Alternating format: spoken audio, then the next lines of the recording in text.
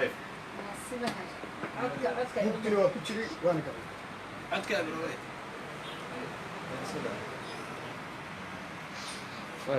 daawada boordo shirka sida arkaysan xildhibaanada dowladda federaalka ka tirsan oo laga soo doorto deegaanada Puntland ayaa boordo shir jirayd waxay ku qaban doonaan gudaha magaalada Muqdisho kaasoo looga hadli doono xalka laga gaaray arrimaha shahaadooyinka ardada Soomaaliyeed iyagu markaasi Puntland wax ka barta boordo ayaa shirkaasi jirayd ay xildhibaanadu si wada jir halkaan ugu qaban doonaan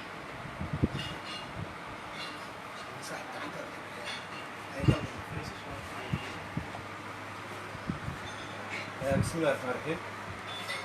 marka hore xildhibaanada saxaafadda السلام عليكم ورحمة الله وبركاته runtii waxaan ku kala galay saxaafadeedkan inta la xiriira saxaafadeed hore aan u jeedinay oo ahaa 3 bishan aan kaga hadlaynay murankii ka jiray waxbarashadii Puntland deegaanka Puntland ama dowladda Puntland oo kamid ah xubin ka tirsan dowladda federaalka ah dowladaha ku jira arrintaas oo muran uu jiray soo socday muddo badan arrintaas ayaa rabnay inaan meelashay marayso aan la wadaagno dadka haddii raahidmo ummadda Soomaaliyeed guud ahaan arrintaas waxay soo martay xildhibaanadayada hadda waxaan matalaynaa xildhibaanadii kale dabcan safarraa iska jiray iyo dad howlo kala yeeshay annagoo afkooda ku hadlayna waxaan rabnaa inaan ka warbixinno dadaalkii la waday muddada 2 week ah meeshuu iminka marayo dadaalkaasi wuxuu soo gaaray meel aad iyo aad u fiican oo runtii in lagu bishaaraystay aad u fiican tahay ugu horreyn waxaan u tagnay madaxweynaha dowladda federaalka ee Soomaaliya arrintaasaan kala hadalay madaxweynuhu arrintaas si fiican buu noo qaabilay runtii aad u fiican oo aad u heersaraysa waan iska waraysanay waxaan ka helay madaxweynaha garowshiyo oo ka garaabayo in ummadda Soomaaliyeed guud ahaanteed gaar ahaan ardada iyo bahda waxbarashadu inaanay marna geli karin isjiid iyo siyaasad arrintoodu ayna muhiim tahay in wixii farsamooyina la isla dhameeyo laakiin wixii kale in go'aamo fiican oo dhaxalgal ah laga qaato ummadda Soomaaliyeed guud ahaanteed arrinta madaxweynuhu waa nala qaatay wuxuuna noo sheegay inuu arrintaas amray in laga shaqeeyo oo si fiican arrintaa loo guda galo oo cidii ku shaqada lahayd iyo wasaaradihii ay arrintaas shaqadooda ka qabsadaan oo si fiican ay u maareeyaan niyuuska kadib waxa weeyaan waxaan mahadcelin go'aansanay inaan u jeedino madaxweynaha dowladda federaalka ah sidoo kale ra'iisul wasaaruhuna wuxuu sameeyay dadaal la mid ah dadaalkaas iyagoo madaxweynaha iyo ra'iisul wasaaruhu ay ka wada shaqeynayeen in ardada Soomaaliyeed aan arrintoodu noqonin mid la turtuuro oo si kale la isu turtuuro arrintaas marka mahadcelin baan u jeedinaynaa madaxweynaha iyo ra'iisul wasaaraha sidoo kale waxaan mahadcelin ballaaran u jeedinaynaa madaxweynaha dowladda Puntland iyo wasaaradda waxbarashada ee Puntland iyo wasaaradda waxbarashada oo dowladda federaalka ah oo runtii iyadu wasaaradii guud oo Soomaaliya ah arrintaas waxa ay hadda ku jirtaa in farsamadii lagu jiro laakiin waxaan ardada Soomaaliyeed ugu bishaareynaa in shahaadadooda ay helayaan ardadii horena way heleen oo sanadadii hadda la soo dhaafay oo wax hadda shahaadooyin ka maqan yihiin ma jiraan markaan waraysanay wasaaradii waxbarashada oo dowladda federaalka ah shahaadadan hadda sanad dugsiyeedka soo socdana ka hor ayaa la dhameyn doonaa waxyaalaha farsamooyinka oo dhiman waana lagu guda jiraa oo wasaaradihii ku shaqada lahaa wasaaradii federaalka iyo wasaaradii maamulka Puntland intuba way ku jiraan annaga guud ahaan waxaan rabnaa in la wadaagno jawigaas inuu meel fiican marayo dhalinyarada iyo meediyada iyo ummadda Soomaaliyeedna inay arrintaas ku niyad samaadaan oo aanay jirin hadda kadib baqdin la qabi doono insha Allah oo ay dareemaan ardada Soomaaliyeed in arrinta waxbarashadu ay tahay noloshii dalka iyo dadka oo aanay ahayn wax la siyaasadayn karo wax siyaabo kale loo qaadi karo wax maaragtay siyaabo badan loo rogrogi karo inaanay ahayn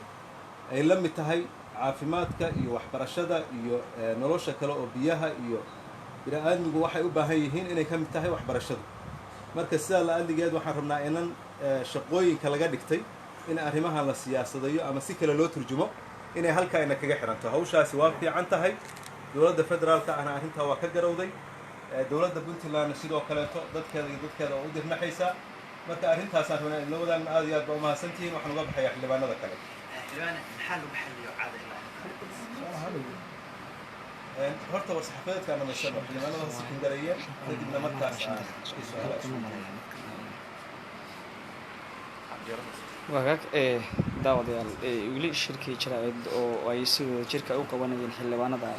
qaar ka mid ah xildhibaanada baarlamaanka ee federaalka Soomaaliya kuwada laga soo doorto waxa way dowladda deegaanka waa Puntland deegaanadeeda weeyaan halkii laga gaaray arrimihii shahaadooyinka ardada Soomaaliyeed ee Puntland ayaa ay ka hadlayeen shirka jaraa'id ayaa weli soconaya xildhibaanada ay kaga hadlayaan halkii laga gaaray arrimaha shahaadooyinka ee waxbarashada ardada Soomaaliyeed ee Puntland iyaga wax ka bartaan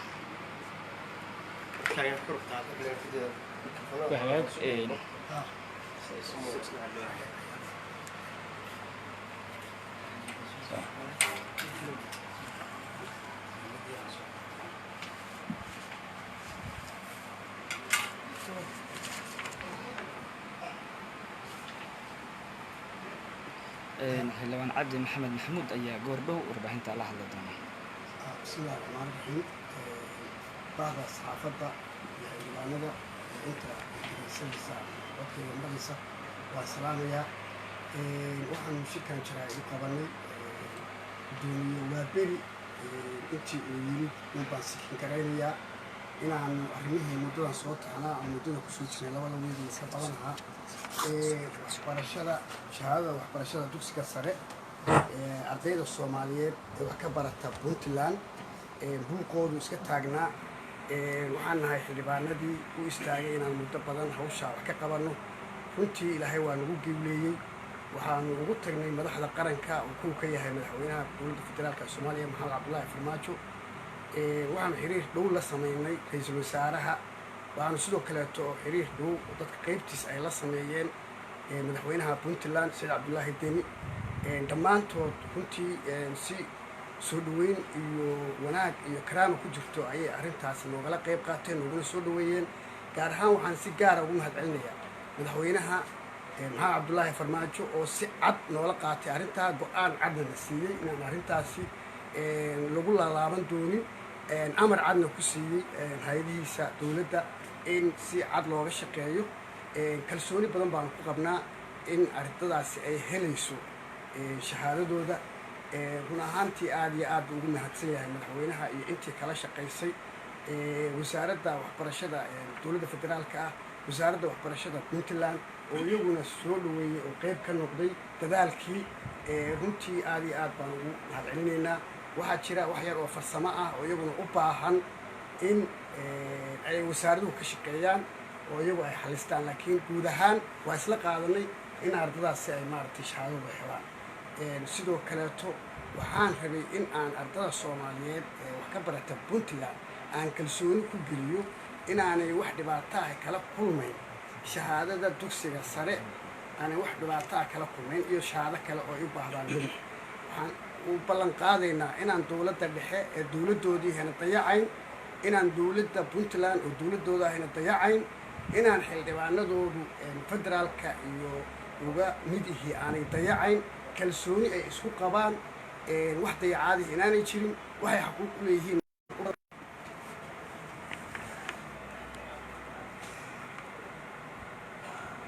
wagaag daawadayaal weli shirkii jaraa'id oo si wada jirka ay u qabanayeen xildhibaanada dowladda federaalka Soomaaliya kuwada laga soo doorto deegaanada Puntland ayaan weli daawadayaal ku guda jirnaa iminkase xildhibaan Maxamuud Axmed Ciise Runsheeg ayaa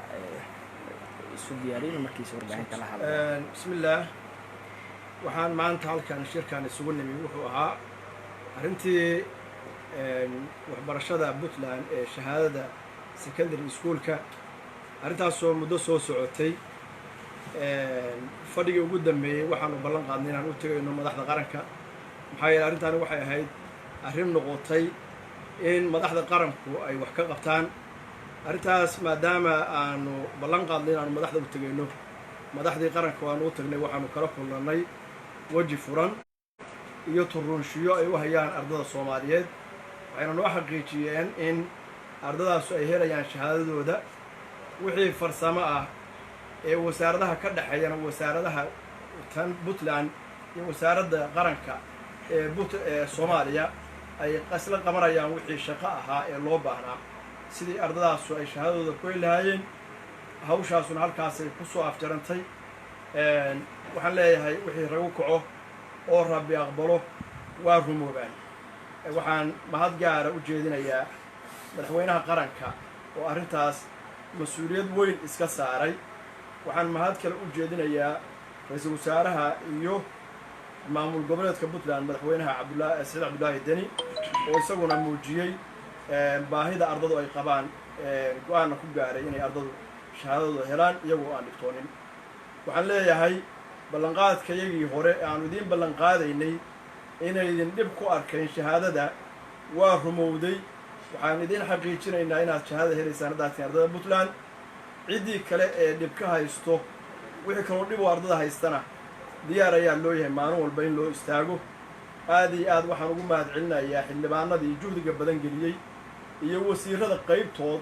intii ka shaqaysay ee ku dadaashay ardadaasu inaynin moral jabin. madaxdii nala qaadatayna mahad ballaaran baan u jeedinayaa. arrinkaas waxaan leenahay wax kale oo lasii qaadqaado iyo siyaasad laga dhex eego midna ma jirto, waa la isku waafaqay. ardada waxaan leeyahay waxbarashadiinna si wanaagsan u wata. aad iyo aad ayaad u mahadsantihiin dhegaysigiina, waa idin mahadcelinayna. hagaag weli daawadayaal waxa ay ku guuda jirnaa baahintii shirkii jaraa'id oo ay si wada jirka ay u qabanayeen xildhibaanada dowladda federaalka Soomaaliya kuwada laga soo doortay waa Puntland laga soo doortay deegaanada Puntland. waxayna ka hadlayeen halka laga gaaray ardada Soomaaliyeed iyagu wax ka barta Puntland arrimihii shahaadooyinka maalmihii ugu dambeeyay muddooyinka ugu dambeeyay khilaaf uu ka tagnaa halkii laga gaaray ayaa iyagu ay faahfaahinayaan. weli shirkii jaraa'id ayaa daawada si rasmi u daawanaysa. xildhibaan daahir maxamuud muuse ayaa iminka warbaahinta u diyaaray garoweysiga uu la hadlay. markaad baan salaamayaa SBC ayaa toos ummadda Soomaaliyeed ee naga dhegeysanaysa. markaan sidii ay u sheegeen xildhibaanadii iga horreeyey maanta shirkaanu ujeedkiisu wuxuu ahaa mahad celin madaxda qaranka iyo madaxda dowladda Puntland hawshii buuqa badan ka taagnaa mustaqbalka ummadda Soomaaliyeed gaar ahaan ardada Soomaaliyeed gaar ahaan reer Puntland ay ka xanimnayd oo buuq badan ku jiray imtixaankay galayaan iyo shahaadada ay helayaan. sidii xildhibaanada iga horreeyay u sheegeen madaxda qaranka madaxweynaha iyo ra-iisul wasaaraha iyo wasiirka waxbarashada dowladda federaalka iyo madaxweynaha dowladda Puntland iyo wasaaraddiisa waxbarashadu wada hadal kadib dadaalka ay xildhibaanadu sameeyeen madaxweynaha ugu tageen waxaa la isla gartay in imtixaankii ay labada wasaaradood ka wada hadlaan si qaabkii loo geli lahaa iyo hawshiisa. sidoo kale ardadu inay hesho shahaadadii waxbarashada maadaama uu ardaygu soo dadaalayay 12 sano wax soo baranayay oo finalkii joogo inaan la siyaasadaynin meel kasta uu joogana xaq uu leeyahay dastuuriya arday kasta inuu helo shahaado maalintuu iskandariga fariisto. sidaa daraaddeed xildhibaanadu waxay maanta xaqiijinayaan oo caddaynayaan markay u tageen madaxweynaha shirkaas waxaa ka soo baxay in ardadii loo ogolaado tabashadii ay tabanayeen oo ahayd in shahaadadii helayaan, in labada wasaaradood qaabkii imtixaanka loo geli lahaa ay ka wada hadlayaan. farsamada harsan waa farsamada imtixaankii iyo siday labada wasaaradood uga wada hadli lahaayeen oo loo dhammaystiri lahaa sidii loo wada geli lahaaya howlahooda. run ahaantii sida muuqata markii la wada shaqaynayo waa la siira khilaafaa, waa yimaadaa wax, balse waxaan uga mahad celinayaa madaxda qaranka iyo madaxda dowladda Puntland dadaalkii iyo wada hadalkii kadib inay u naxeen ardadooda Soomaaliyeed mas-uuliyadda ka saaranna ay fiiriyeen. markaa kadibna la isla gartay inaan la siyaasadaynin waxyaalaha kale inaysan saamaynin ardada Soomaaliyeed loo turo ay helaan xaqi dastuuriga ahaa, ay helaan shahaadadii ay 12 sano soo baranayeen aqoontoodii. sidaa daraaddeed mar labaad waxaan uga mahad celinaynaa madaxweynaha qaranka, ra-iisul wasaaraha madaxweynaha dowladda puntland oo run ahaantii laftiisu dadaal badan geliyey oo in badan oo ka mid ah kala xaajooday sidii hawshatan ay loo heli lahaa loo xalin lahaa wasiirka waxbarashada dowladda federaalka iyo wasiirka waxbarashada dowladda puntlandna dadaalka ay ku jiraan haddana iyadana waxaan leenahay mas-uuliyadda ina saaran waa inaad u fududaysaan ardaydiina u todhaan waa inaad mas-uuliyad gooniga iska saartaan maadaama aad gacanta ku haysaan ardadii soomaaliyeed duruufaha kala duwan iyo waqtiyada kala duwan kusoo baranayay mas-uuliyaddaas waa mid ilaahay inay kala xisaabtamayo durinsho iyo mas-uuliyad gooniya idinkaa u xilsaaran hawshaas mar labaad iyo mar saddexaad waxaan leeyahay ardada soomaaliyeed waxaan xaqiijinayaa hawshaasu inay soo dhammaatay imtixaanka la fadhiisan doono iyo shahaadadiiba laga heshiiyey ay ku socon doonaan sidii waagii hore ay ku socon jirtay buuqla-aana is-afgarada heshiis ah waxyaalaha kale oo ayana yaryar oo sidaas oo kale la iskugu hayana sidaas si lamid ay ku dhammaanayaan ummadda soomaaliyeed xilliga hadda la joogo waa xilligii isu tanaasulka waa xilligii isku kakarka waa xilligii wax walba la iskugu dulqaadanayay mar labaad iyo mar saddexaad waxaan leeyahay hawshaas guul bay ku dhammaatay assalaamu calaykum waraxmatullahi wabarakaatu hagaag daawadayaal guntii shirkii jaraa'id oo ay qabanayeen xildhibaanada dowladda federaalka soomaaliya kuwada laga soo doortay deegaanada puntland ayaa ay daawanaysaan waxaana laga hadlayaa waxa weeyaan halka gaarista arrimaha shahaadooyinka ardada soomaaliyeed ee wax ka barta deegaanada puntland SBC ayaana si toos ah xilligan ugu daawanaysaan shirka jaraa'id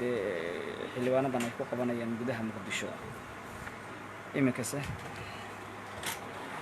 xildhibaan xaawo yuusuf axmed ayaa goordhow la hadli doonto warbaahinta بسم الله الرحمن الرحيم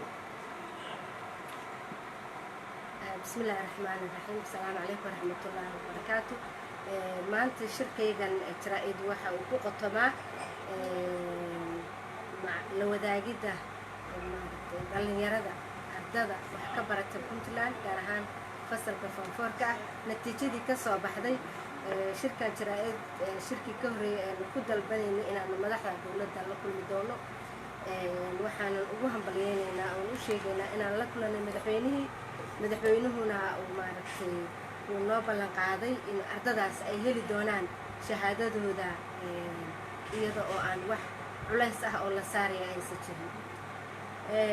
dhanka kaleeto ballanqaadkaas madaxweynaha markii laga soo gudbo waxa weeye waxaa socda wadahadal isla markaas wasiir dowlaha oo kulankaa nagala qayb galay oo noo sheegay wadahadal u dhexeeya dowladda federaalka wasaaradda federaalka wasaaradda waxbarashada federaalka iyo wasaaradda waxbarashada puntland kaasoo isagana lagu dhammayn doono khilaafkii yaraa ee dhex yaalay waxaan rajaynaynaa arrintaas inay guul kusoo dhammaato caruurta soomaaliyeed ee puntland ku noolna waxaan u sheegaynaa oo ugu hambalyeynaynaa oo ku farxgelinaynaa inay helayaan shahaadadoodii waxbarashadooda ay sii wataan insha allahu tacaala niyadooduna ay ku samaato in madaxdoodu ay diyaar u tahay maaragtay inay gaaraan natiijada ugu dambaysa ee waxbarashadooda taasoo ah shahaadada waa u mahad celinaynaa madaxweynaha jamhuuriyadda federaalka soomaaliya mudane maxamed cabdulaahi farmaajo sida maaragtay naxariistu ku dheehan tahay ee ugu damqaday caruurtaas iyo aqbalaadda uu naga aqbalay codsigii aanu wadanay waxaan kaloo u mahad celinaynaa madaxda puntland ee garatay caruurtooda in ay maaragtay aayahooda ka fekeraan oo u damqaday iyo wasaaradda waxbarashada soomaaliya wasiir goodax iyo wasiir jaabir iyo wasiirada oo dhan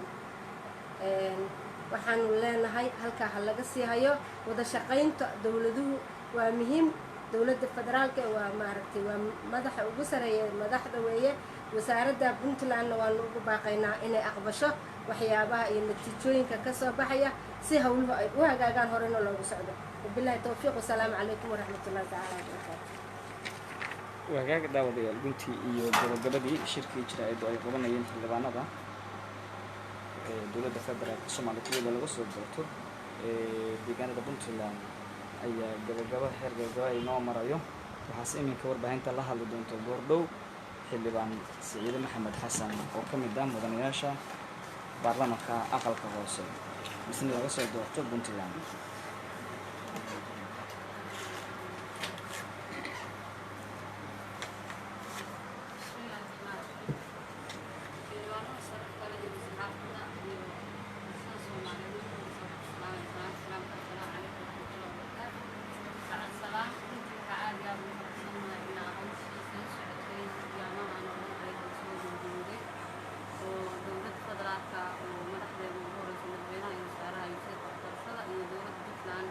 intii ay isku afgarteen wax la qaadan karo oo ardadaas Soomaaliyeed gaar ahaan ardada reer Puntland intii iyo wixii iyamahan ay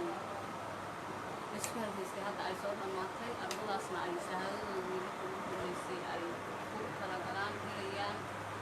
jabkii iyamahan ku jirana ilaa ka reebay intii waxaan aad ugu mahadcelinaynaa madaxweynaha Puntland oo runtii dadaalka ugu badan ka qaatay in shahaadadan ay ardada Puntland dadkiisana uga tanaasulaya wax badan oo dantiisa inuu ardadiisa u hesho shahaadadaas dadaalka mudane sidoo kale madaxweynaha dowladda federaalka ardadaas ka garaabay inta ay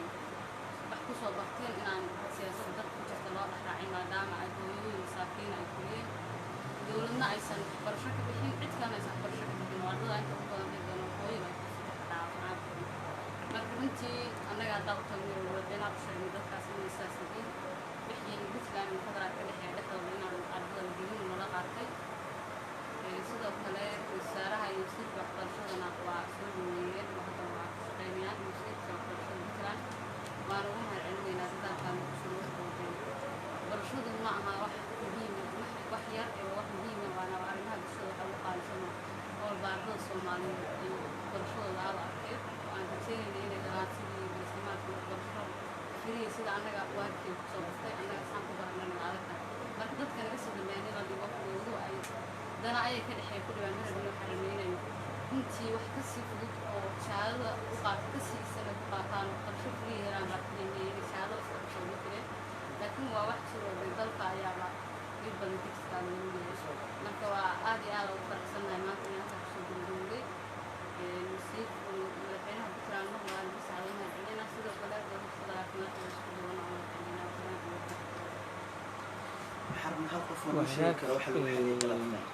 daawadayaal weli waxaan si toos ah u daawanaysaan warbaahinta SBC weeye xildhibaanada dowladda federaalka Soomaaliya aqalka hoose kuwada laga soo doorto deegaanada Puntland ayaa ay ahaayeen waxaana ay faahfaahin dheer ka bixiyeen halkii laga gaaray arrimaha shahaadooyinka ardada Soomaaliyeed ee Puntland in iminka wada hadalka dowladda waa wasaaradda waxbarashada Soomaaliya iyo wasaaradda waxbarashada Puntland wada hadalka markaas ay galeen intaas ayaan ku soo gabagabeynaynaa SBC ayaan toos ugu daawanaysiin daawadayaal.